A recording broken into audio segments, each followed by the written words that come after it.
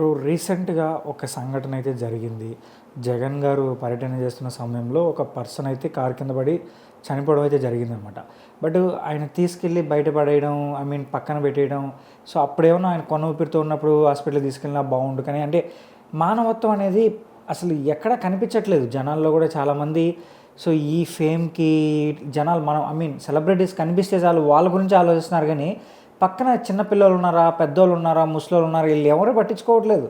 వాళ్ళని కలిసామా, వాళ్ళతో మాట్లాడామా, వాళ్ళు సహాయం హ్యాండ్ ఇచ్చామా, ఇదే జరుగుతుంది తప్ప అసలు ఇక్కడ పాయింట్ ఆఫ్ మిస్టేక్ ఎవరిదని అనుకుంటున్నారు మీరు? అంటే ఇక్కడ ఎవరిది కాదండి. ఒక ఇన్సిడెంట్ జరిగింది. ఒక జగన్ లాంటి వ్యక్తి అక్కడ జగన్ ఉన్నవండి, గవర్నర్ ఉన్నవండి. సో కారు కింద వ్యక్తి పడినప్పుడు అతని పైన కారు పూర్తిగా ఎక్కలేదు, కానీ ఆల్మోస్ట్ గాయాలయ్యి అంటే మనం వీడియోలో కూడా చూసినప్పుడు ఏంటంటే తల కరెక్ట్గా ఫ్రంట్ టైర్ స్పాట్ కొంచెం ఇంకో స్టెప్ ఎక్కుంటే అతను పూర్తిగా అక్కడ ఆన్ ద స్పాట్ లో అనిపోయేది. సో తర్వాత ఎవరో నలుగురు పక్కకు లాగి పక్కన పడేయడం జరిగింది అనమాట. సో అంటే ఇక్కడ చూస్తుంటే మానవత్వం ఏమైందని ఒక క్వశ్చన్ అయితే రైజ్ అవుతుంది అనమాట. ఎందుకు అంటే అసలు అతన్ని కనీసం హాస్పిటల్కి తీసుకెళ్లడము, లేదంటే ఆ వ్యక్తి ఆ పార్టీ తాలూకు వ్యక్తి ఎవరన్నా కోఆర్డినేటర్ ఎవరన్నా వస్తే అతను తీసుకెళ్ళి దగ్గరున్న ఫస్ట్ ఎయిడ్ సెంటర్లో చూపించడము, ఏం జరిగిందని కొన్ని వాటర్ బాటిల్ ఇచ్చేదని కనీసం అది కూడా చేయలేకపోతున్నారు.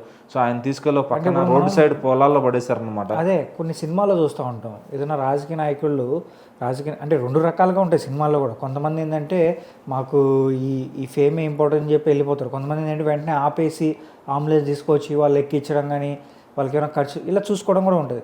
బట్ ఇక్కడ ఏం జరగలేదు అనే ఒక థాట్ అయితే వస్తుందన్నమాట. అంటే ఇక్కడ మానవత్వం అనేది లీడర్లో లేనప్పుడు నాయకుల్లో ఖచ్చితంగా ఉండదన్నమాట. ఎందుకంటే లీడర్ కషాయోడు కాబట్టి ఫాలో అయ్యే గొర్రెలు కూడా అదే విధంగా ఉంటాయి.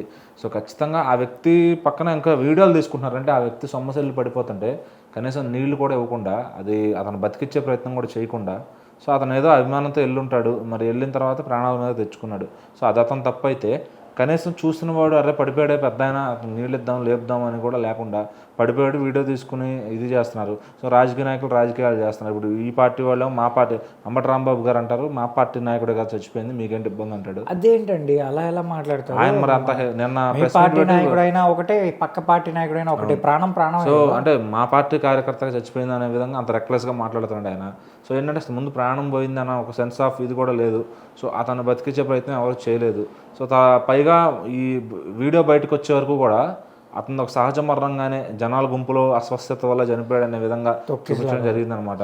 సో అతని పైన గాయాలన్నీ క్లియర్గా కనబడుతున్నాయి. ఎక్కడెక్కడ చేయి ఫ్రాక్చర్ అయింది, ఎక్కడెక్కడ రక్తం కారుతుంది ఏంటని. సో అంత పెయిన్తో ఆయన ఇంకా చావు బతుకుల మధ్య కొట్టుమిట్టాడి ఎవరు తీసుకెళ్ళక, మరి ఇంకెవరన్నా వైసీపీ కార్యకర్తలు నిజంగా మంచి హృదయంతో తీసుకెళ్ళుంటే ఒకవేళ లాస్ట్లో బతికిచ్చే ఛాన్స్ ఉండేదేమో. సో మరి ఇప్పుడు వాళ్ళ వైఫ్ కూడా ఆధారాలు ఇచ్చింది, మొత్తం అన్నీ చెప్పింది, ఇట్లా జరిగింది, ఇట్లా వెళ్ళాడు అని చెప్పి.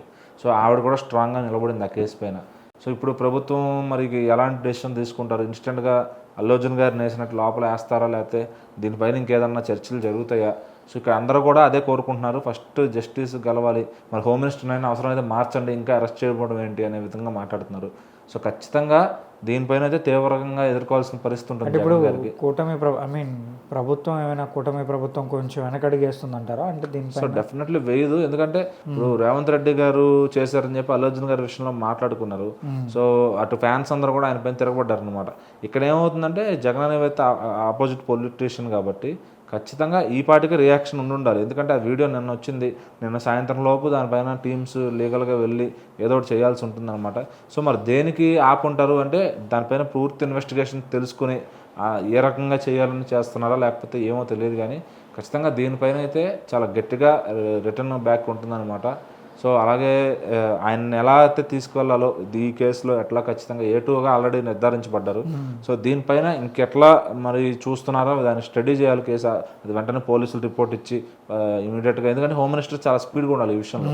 సో ఖచ్చితంగా పవన్ కళ్యాణ్ గారు అంతకుముందు కూడా ఒకసారి అనిత గారికి చెప్పారనమాట, మీరు చాలా స్పీడ్గా ఉండాలి లేకపోతే నేను తీసుకోవాల్సి వస్తుంది ఛార్జ్ అని చెప్పి. సో మరి ఇంకా ఆవిడ చేస్తున్న డిలే వల్ల అని అనుకోవచ్చు. ఈ పాటికే మరి పోలీసులను అందరిని అలర్ట్ చేసి ఆయన్ని తీసుకోవాలి కస్టడీలోకి. మరి ఇంకా అది ఎందుకు డిలే అవుతుంది అనేది దాని గురించి మరి ప్రభుత్వం సమాధానం చెప్పాలి.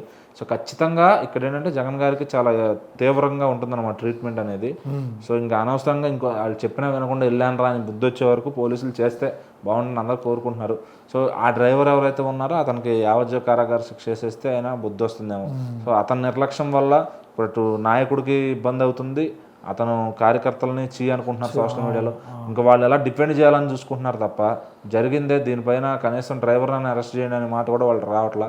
లేదు జగన్ గారిని తప్పించే ప్రయత్నం, ఆయన కాపాడుకునే ప్రయత్నం చేస్తున్నారు. సో చూద్దాం మరి దీనిపైన జగన్ గారు ఎలాంటి విమర్శలు ఎదుర్కోవాల్సి వస్తుంది, ఎలాంటి కేసు చూడాల్సి వస్తుంది.